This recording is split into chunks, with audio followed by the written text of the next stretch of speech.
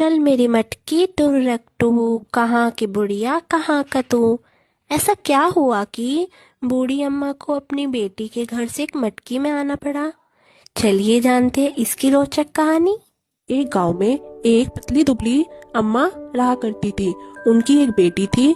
इसके अलावा और कोई भी उनके परिवार में नहीं था। उनकी बेटी का विवाह दूसरे गांव में हुआ था। एक दिन अम्मा ने सोचा, मुझे बहुत दिनों से मेरी बेटी की याद आ रही है, क्यों ना मैं उससे मिलाऊं। तो उन्होंने अपनी बेटी के घर जाने के लिए सोचा।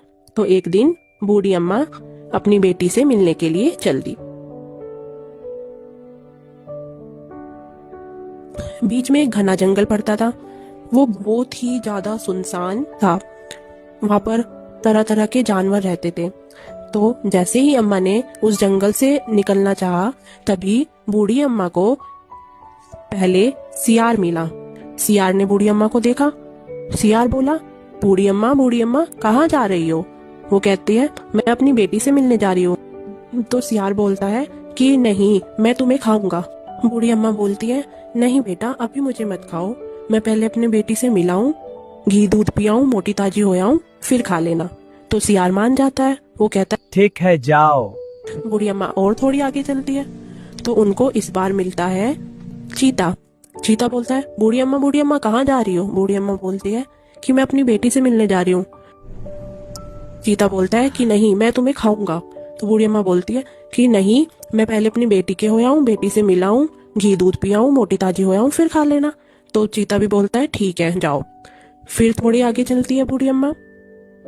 तो इस बार उनको शेर मिल जाता है। शेर बोलता है, बूढ़ी अम्मा कहाँ जा रही हो। तो वो बोलती है, मैं अपनी बेटी से मिलने जा रही हूँ। तो शेर बोलता है, नहीं, मैं तुम्हें खाऊंगा। तो बूढ़ी अम्मा बोलती है, नहीं, पहले मैं अपनी बेटी से मिलाऊं, घी दूध पियाऊं, मोटी ताजी हो आऊं, फिर खा लेना। तो शेर भी मान जाता है। ठीक है। ऐसे करते करते बूढ़ी अम्मा अपनी बेटी के पास पहुंच जाती है।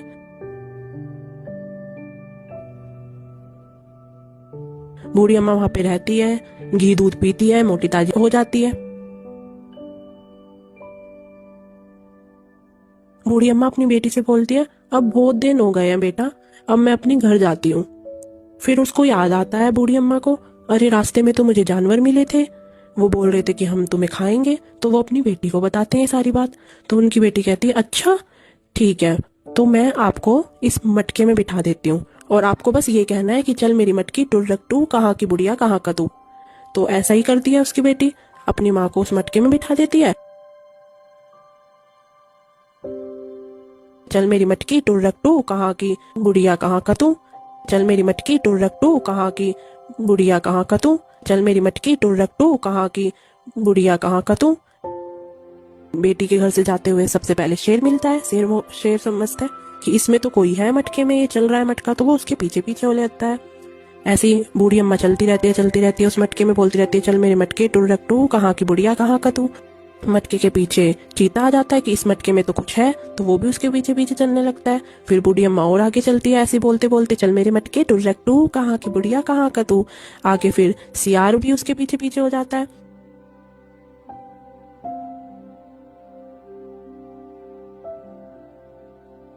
और ऐसे ही चलते चलते बूढ़ी अम्मा का घर दिखने लगता है। लेकिन घर तक पहुंचने से पहले ही बूढ़ी अम्मा का मटका एक पेड़ से टकरा जाता है और टूट जाता है। जैसे ही मटका टूटता है, बूढ़ी अम्मा को जानवर पहचान लेते हैं। अरे, ये तो वही बूढ़ी अम्मा है जो हमें अपनी बेटी के घर जाते हुए मिली थी, और अब ये हमारा मूर्ख बनाकर इस मटके में आ रही थी।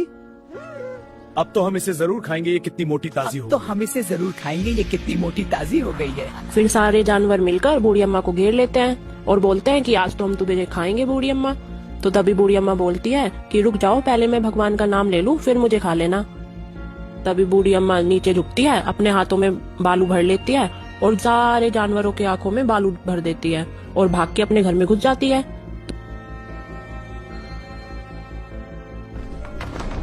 तो इस कहानी से हमें क्या सीख मिलती है? इस कहानी से हमें यह सीख मिलती है कि कभी कभी हमें अपनी जान बचाने के लिए चालाकी से भी काम लेना चाहिए।